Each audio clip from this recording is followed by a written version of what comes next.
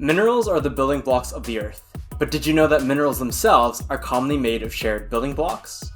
We can visualize the crystal structures of these minerals using a series of 3D printed building blocks called TotBlocks.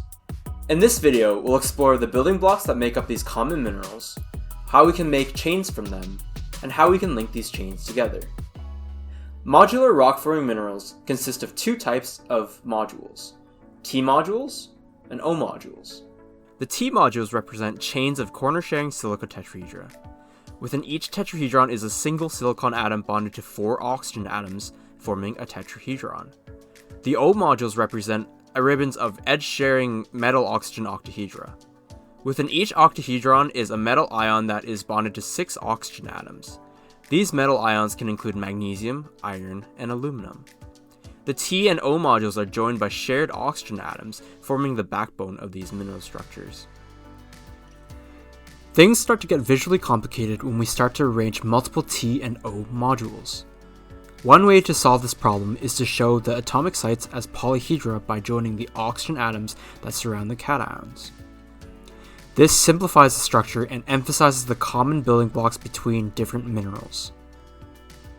The orientations of these modules relative to one another are important because the modules are not exactly symmetrical, which leads to variations in the mineral structures. The way that we'll be thinking about orientations in this series is that positive orientations will be when the module is pointing up, and negative orientations are when the module is pointing down, when the widthwise pegs are facing rightward. Both the T and O modules can be either positive or negative. Here is a T plus module. Note that the tops of the tetrahedra are pointing upwards. In contrast, here is a T minus module where the tops of the tetrahedra are pointing downwards. It's a similar situation for the O modules. These green modules are called the O plus modules because when the pegs are rightward, the octahedra point upwards. On the other hand, these yellow modules are called O minus modules because when the pegs are rightward, the octahedra are pointing downwards. Keep in mind that if we take a TOT module and flip it around, still keeping the widthwise pegs oriented rightward, that the T module that was on top is now on the bottom, and vice versa. However, it has changed from a T plus module to a T minus module. This shows that the T modules are reversible to some degree, but the notation that we use is not specific to the type of module, but rather the orientation of the module. On the other hand, if we try to rotate the O plus module the same way, it stays as an O plus module. It doesn't change to an O minus module. In order to make an O minus module, we would have to rotate it a different way, but then the widthwise pegs would end up on the wrong side, so these modules are distinct. We'll need a couple of additional pieces to make some of the modular rock-forming minerals. For the layered minerals, specifically the 2-to-1 phyllosilicates, and the brucite, kaolinite serpentine, and chlorite groups, extra octahedra are needed to fill missing M sites within the O modules. How do we end up with M sites missing in our building blocks? Well, the modules themselves are subdivisions of a theoretically infinite sheet, and we're making cuts between continuous chains of silica tetrahedra. However, this infinite sheet doesn't have a one-to-one matchup between the pairs of silica tetrahedra and the octahedral M sites. For example, a single chain width TOT module is made up of 4 tetrahedra and 2 octahedra. Now here's a double chain width module. We might expect to see 4 octahedra for 8 tetrahedra. But instead, we actually have 5 octahedra. We've got 1 extra. The octahedra in position 3 end up shared between our single chains and serves to keep the O module continuous. We can account for these extra octahedra by using custom printed pieces. Using these extra octahedron pieces, single chain width modules can be joined together using the phyllosilicate type linkage to make double chain width modules, and so on. There are 2 different types of extra octahedra. One has clips and one doesn't, but there's no theoretical difference between them. We found in prototyping that the octahedra found at the outer edges need clips to stay attached to the modules, whereas the octahedra inserted within the modules don't need these clips. The last pieces featured in TotBlocks are pegs of various lengths which are used to vertically stack the individual sheets in the layered minerals.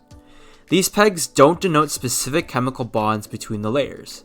They just help us to get a better visual understanding of the sheeted nature of the structures. Now that we've seen all of the building blocks, let's start putting them together. The first thing we'll look at is making chains from these tetrahedra and octahedra. This is a side-by-side comparison of the two different types of T and O modules from top view for single chain width modules. Here's the same comparison, but for double chain width modules. Finally, here are the modules for the triple chains width series. These are the TOT modules with O plus modules as the O modules, and there's single chain width, double chain width, and triple chain width modules. This is a single chain width TO plus T module. Now we'll take it apart. When constructing the TOT modules, be sure that the pegs are facing the same direction, in this case right, and also that the two T modules are different, so they're mirrors of each other, as opposed to being the same modules. It's important to be consistent with which T module is on top and which is on the bottom, because that will be important with joining the modules lengthwise if desired. And so, starting with the T plus module, the O module, O plus module, is stacked on top.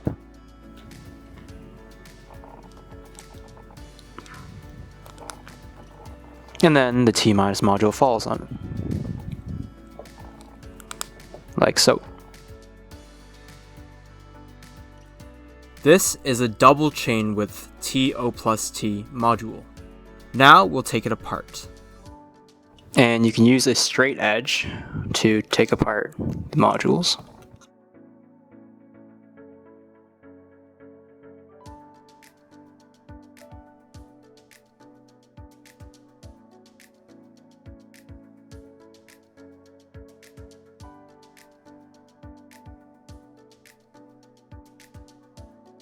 The same principle applies for the double chain width modules. So again, the pegs go in the same direction, and two different types of modules, the two different T modules.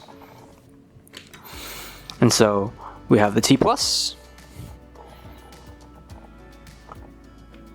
which goes on the bottom of the O module, and then the T minus goes on top, like so.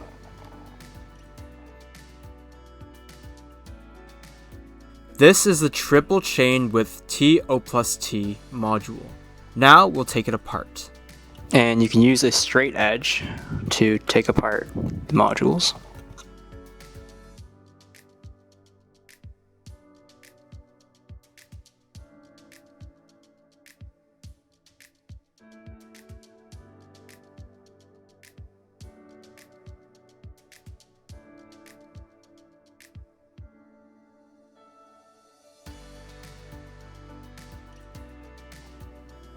And again, pegs on the same side.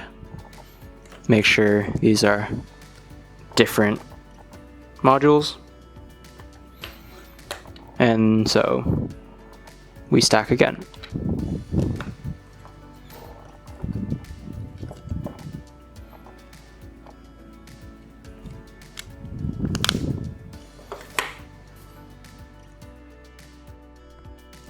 All of the building blocks that we've looked at so far use O plus modules, but the same arrangements can be made with O minus modules.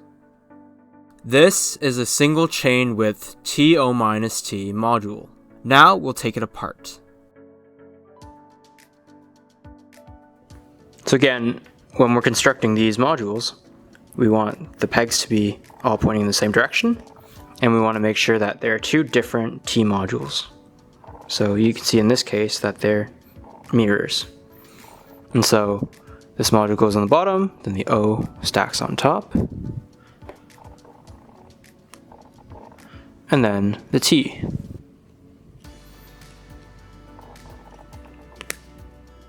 And again, make sure that all the pegs are pointing in the same direction. This is a double chain with TO minus T module. Now we'll take it apart.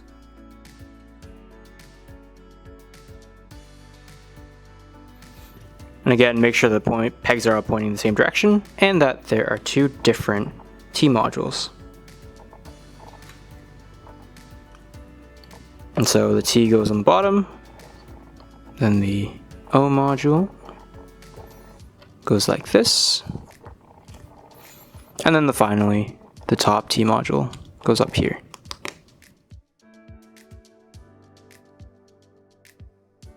This is a triple chain with TO minus T module. Now we'll take it apart.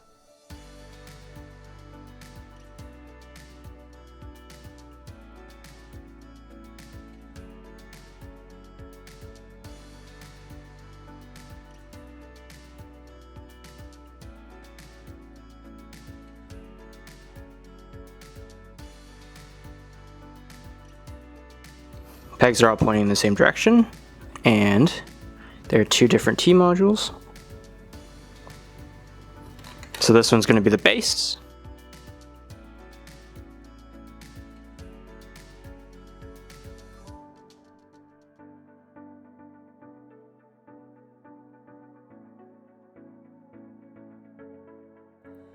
Now we've seen how to construct the different TOT modules. In the next section, we'll look at how the TOT modules can be connected widthwise.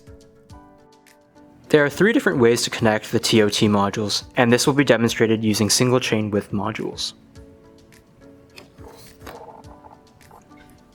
The first way to connect the TOT modules is to connect them horizontally, such that the T minus connects with the T minus, the O connects with the O, and the T plus connects with the T.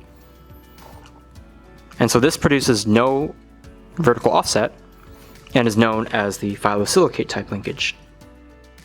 Minerals that have this linkage include the biotite series, muscovite, perlite, and talc.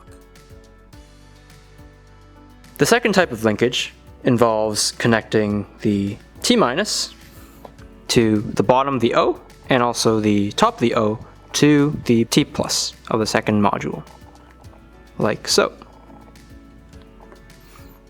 This produces a net vertical offset of 2/3 of the TOT module and is known as the pyrolyl type linkage. Minerals that have this linkage include the pyroxenes and amphiboles. The third linkage consists of T minus T plus linkages. So in this case, the T minus connects with the T plus. This produces an offset of one TOT module, and this is known as the palisepiol type linkage. Minerals that have this linkage include palygorskite and sepiolite. To summarize, there are three types of linkages. There's the phyllosilicate type linkage, which has no vertical offset. There is the pyrolyl type linkage, which has an offset of 2/3 of the TOT module. And finally, there is the palisepiol type linkage, which has an offset of one TOT module. The three types of linkages define the three broad groups of minerals that consist of T and O modules. First, the layered minerals. Second, the pyrolyl series. And third, the palisepiol series. Each of these linkages can be made with single chain width, double chain width, and triple chain width modules. Equipped with these different sizes of chains and the different ways that we can connect them, we can build a multitude of minerals that can come in many shapes and sizes. We will explore these mineral structures in other videos.